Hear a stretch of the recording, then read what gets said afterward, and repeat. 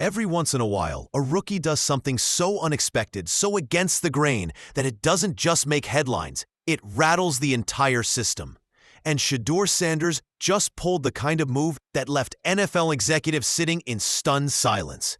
We're not talking about a highlight on the field or a last-minute touchdown in preseason. This is bigger. Shedeur Sanders, a fifth-round draft pick and son of the legendary Deion coach Prime Sanders, walked into his first year in the pros and did the unthinkable. He turned down a $6 million contract offer tied to NFL structures and an additional $2 million endorsement deal. No hesitation, no counteroffer, just a confident, razor-sharp no. Do you realize how wild that is? Most rookies dream of a fraction of that kind of money. For decades, the rookie script has been the same. Smile for the cameras, sign the papers, say thank you, and be grateful you even got invited to the table. Sanders didn't just flip that script. He tore it up, tossed it in the trash, and wrote his own. The message was clear. You don't define my value, I do. And here's the kicker. Sanders might be right. Unlike most rookies, he doesn't need the security of a big payday to justify turning down an offer. He's already built a massive personal brand, millions in NIL deals, and a digital presence that looks more like a media company than a single athlete's profile. For the NFL, this wasn't just a rejected deal. It was a shot across the bow, proof that the old rules of control and hierarchy aren't guaranteed to work on a generation of athletes raised on social media, financial independence, and limitless self-branding power. When the news first broke that Shedeur Sanders turned down not just one, but two major offers, a reported $6 million rookie contract arrangement tied into NFL structures, and an additional $2 million endorsement package, the reaction was disbelief. Rookie quarterbacks don't do that. In fact, no rookie does that. Normally, the cycle is predictable. A young player gets drafted, thanks the organization, and signs the papers the moment a dollar figure crosses the table. Even if the deal feels light, even if everyone knows the player is worth more. Because for decades, rookies have been told, this is just how the game works. Wait your turn, prove yourself. The real money comes later. But Sanders didn't blink. He didn't play the short game. He gave a clean, confident no and walked away. No polite counteroffer. No we'll think about it. Just a refusal that landed like a thunderclap across NFL boardrooms. That's what makes it historic. Sanders isn't rejecting money. He's rejecting the unwritten rule that the league has always held the power to dictate value. He's disrupting the assumption that rookies should be desperate. And by doing so, he's rewriting the playbook on how leverage even looks before he's thrown a professional touchdown pass. What's even more disruptive is how effortless it seemed. One moment, he's running crisp throws in training camp. The next, he's turning down nearly 8 figures with the kind of poise seasoned veterans struggle to show at the negotiation table. It wasn't reckless, it wasn't loud, it was surgical. And in that one move, Sanders didn't just elevate himself. He gave every player watching new ideas about what's possible. Because suddenly the question across locker rooms wasn't, why did he do it? It was, if he can, why can't I? Turning down $8 million before even throwing an NFL pass sounds reckless, unless you understand one thing. Shedeur Sanders doesn't need it. Unlike most rookies, he's not walking into the league hungry for his first taste of real money. Through the NIL era, Shedeur has already built a financial and branding portfolio that rivals established pros. With reported multi-million-dollar NIL earnings in college, he entered the NFL not as a prospect hoping for scraps, but as a proven business entity with his own revenue streams. Clothing collabs, endorsement partnerships, and a massive social media presence mean Shedeur is already generating income off the field. His Instagram and TikTok reach isn't just about likes, it's about leverage. When you have millions of eyeballs following your every move, brands aren't just sponsoring the player on Sundays. They're buying access to a global distribution platform that runs 24/7. That's why a $6 million deal tied to rigid NFL structures looked small. For Sanders, it wasn't about whether the money was good. It was about whether it matched his value. And the data says it doesn't. His engagement rates already blow past many established stars. His NIL history proved companies are willing to put up bigger numbers. So why lock himself into a deal that undervalues his reach just to follow tradition? The crucial difference is independence. Most rookies take what they're offered because they don't have fallback streams. Shedeur does. He demonstrated it by confidently walking away, showing that he's not reliant on the NFL's terms to survive. He's thriving with or without them. That's the kind of freedom that terrifies organizations used to control.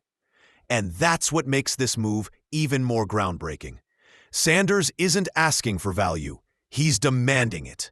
On the surface, Shedeur Sanders rejecting $8 million looks like a money story, but the truth? It's deeper than that. It's a message. By refusing those deals outright, Shedeur didn't just say no. He said, "You don't define my worth. I do." That subtle shift in power is why this moment feels seismic. For decades, players, especially rookies, have been conditioned to smile, sign the check, and be grateful, even if the number undervalued them. It was the price of admission into the NFL machine. Sanders decided that game was over. His no wasn't about arrogance. It was about autonomy. It was about flipping the traditional script where the league and major corporations dictate every term. He effectively told the NFL and its partners, if you want my image, my energy, my cultural pull, you're going to have to pay the real rate. That's what makes this such a cultural flashpoint. He's not just protecting his own bag. He's cracking open the door for other athletes to think differently. His peers see it and realize they don't always have to take the rookie discount. College athletes see it as proof that NIL momentum can carry into the pros. Even casual fans see it as a refreshing refusal to play the same tired game. And here's the kicker. It wasn't loud. Sanders didn't blast a rant on social media. He didn't throw shade in interviews. He simply said no and let the refusal speak for itself. Calm, calculated, confident, which made the message even louder. Because this wasn't about one contract. It was about control, power, and setting the tone for what may become the new era of athlete empowerment. The NFL has always thrived on structure, rookie pay scales, predetermined endorsement tiers, a system that puts the league in the driver's seat and young players in the passenger seat. For decades, this model went unchallenged because every rookie, no matter how hyped, eventually bent to it. But Shedeur's clean, confident no just cracked that structure wide open. And make no mistake, that's exactly what keeps executives awake at night. The nightmare isn't just that he refused millions. It's that he showed every player after him that it's possible. If one fifth-round rookie can shrug at an $8 million offer, why wouldn't a projected top 10 pick follow that same path with even more leverage? Suddenly, what once felt like the natural order, rookies gratefully signing whatever was handed, no longer feels guaranteed. Agents are already rethinking their strategy books. Instead of automatically treating endorsements as found money, they're looking at them as negotiation battlefields. College athletes still riding NIL waves are whispering to each other that maybe the league needs them more than they need the league. And brands are scrambling because if the NFL's seal of approval no longer guarantees access to the hottest players, corporations will have to approach athletes directly, often on the athlete's terms. For the league, that's chaos. They hate unpredictability. They pride themselves on neat hierarchies, tight salary caps, and an orderly system that treats individuality as an afterthought. And yet, here comes Shedeur, treating the NFL's offer like a clearance rack sticker, and proving that in 2024, power lives with the platform, not the franchise. That's the true nightmare. If this spreads, the NFL loses its ability to dictate. Control shifts from boardrooms to locker rooms, from owners to athletes. And once power swings like that, there's no swinging it back. Shedeur Sanders didn't make this move in a vacuum. His refusal to sign wasn't just about him. It's the continuation of a legacy and the perfect reflection of a new generation's mindset. Start with the last name. Being the son of Deion Primetime, Sanders is more than a fun headline. Deion built his career on swagger, marketing genius, and the understanding that football is as much about entertainment as it is about the scoreboard. He turned his flash into leverage, his charisma into endorsements, and his persona into a brand that's still iconic today. Primetime didn't just play the game. He rewrote what it meant to be a sports celebrity in the 90s. Shedeur grew up inside that lesson. But rather than copy his dad's formula of flashy suits and highlight interviews, he's harnessed the tools of Gen Z power. Social media metrics, global branding, NIL partnerships, and self-produced content. While Deion fought to get on television, Shedeur owns his own distribution channel with millions of followers at his fingertips. He doesn't rely on the NFL's marketing machine because he is the machine. That's the generational divide. For older fans and older executives, it looks arrogant. For younger athletes, it looks like survival. Gen Z doesn't want to climb the corporate ladder of sports endorsements. They want to build elevators, faster, taller, and under their own control. By saying no, Shedeur wasn't just rejecting a deal. He was declaring that he's part of a new era where athletes are CEOs first and players second. And when you mix that mentality with his father's legacy, it feels less like arrogance and more like destiny. It's not just a personal stand. It's a generational shift from waiting your turn to creating your own lane. One rejection. That's all it took to send aftershocks through both the league and the corporate world circling it. Athletes are watching. Veterans quietly admit they wish they had done the same at the start of their careers, played harder at the negotiating table instead of taking whatever was offered. College stars and high school phenoms see Shedeur's move as a signal that the NIL era is just the beginning. If you can monetize your image before the pros, why forfeit that leverage the moment you enter the NFL? Agents are watching too.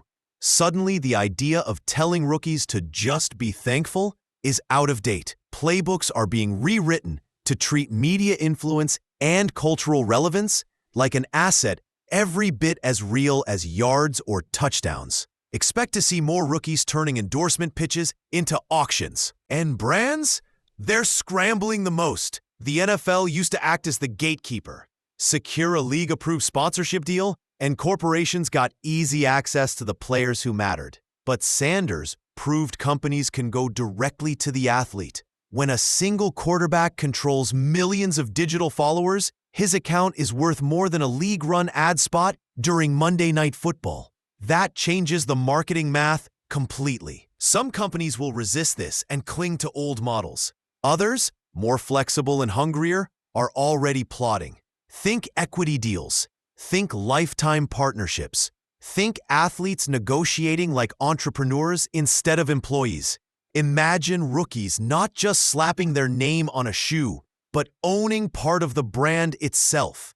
That's the ripple effect in real time, shifting power from institutions to individuals, from billion-dollar corporations to athletes with the leverage of their own platforms. And once the door has been opened, there's no closing it again. Not everyone is celebrating Shedeur Sanders' bold rejection. For every fan calling it revolutionary, there's another voice labeling him cocky, reckless, or simply unproven. Turn on sports radio, and you'll hear the same refrain. He hasn't played a single NFL snap. Who is he to say no to $8 million? Old school analysts frame it as entitlement, arguing that rookies should first prove themselves on the field before setting their own value. Some critics even warn that this kind of move could pay the target on his back, making him an easy scapegoat if his performance dips. But the pushback isn't just from media voices. Behind closed doors, the NFL itself isn't thrilled. This kind of refusal disrupts more than one player's deal. It threatens the structure the league depends on. Don't be surprised if the NFL starts adding subtle guardrails, stricter rookie contract clauses, vague professional conduct language that quietly discourages external ventures, or increased pressure on agents to keep their clients in line. All presented under the guise of protecting the game. Why? Because the league thrives on control. If one rookie can destabilize the system, imagine the impact if 5 or 10 follow his lead. That's what truly scares executives. Not Shedeur alone, but the possibility of a movement. And let's be real, criticisms of arrogance are nothing new for black quarterbacks who express confidence and charisma. What some call leadership in a Tom Brady often gets labeled as cockiness in players like Cam Newton or now Shedeur Sanders. The double standard only fuels the debate. Is he really out of line, or is the system uncomfortable because he's challenging it openly? Whether critics like it or not, the disruption is here. Shedeur's gamble may succeed or stumble, but his defiance has already forced the NFL and its media machine to reckon with a new era of athlete autonomy. And that's not going away. When Shedeur Sanders turned down $8 million, he didn't just walk away from a paycheck. He walked into history. This moment was never really about money. It was about power, perception, and the balance of control between the league and the players who make it matter. For the NFL, it was a glitch in the matrix. The league is used to rookies being wide-eyed and grateful, happy to accept whatever figure is dropped in front of them.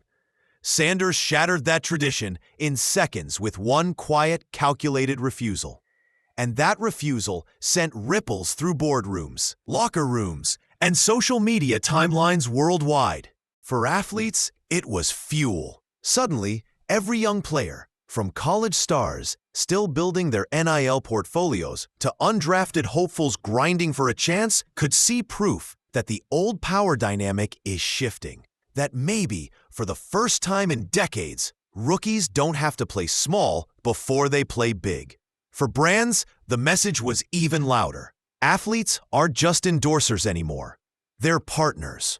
Or they're passing. Companies that miss this shift will keep losing ground, while more forward-thinking brands start offering equity, creative control, and long-term stakes. And for critics, it's a reminder of the double edge of disruption. Yes, the risks are high. If Shedeur struggles early in his NFL career, every doubter will pounce, saying he should have just taken the deal.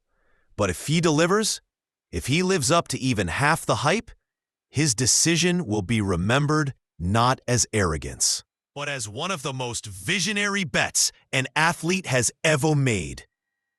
So is this the rise of the athlete CEO era, or just one flashy chapter in a young quarterback's story? Only time will tell. But one thing is undeniable. Shedeur Sanders didn't just say no to a contract. He said no to an old system. And yes to the future.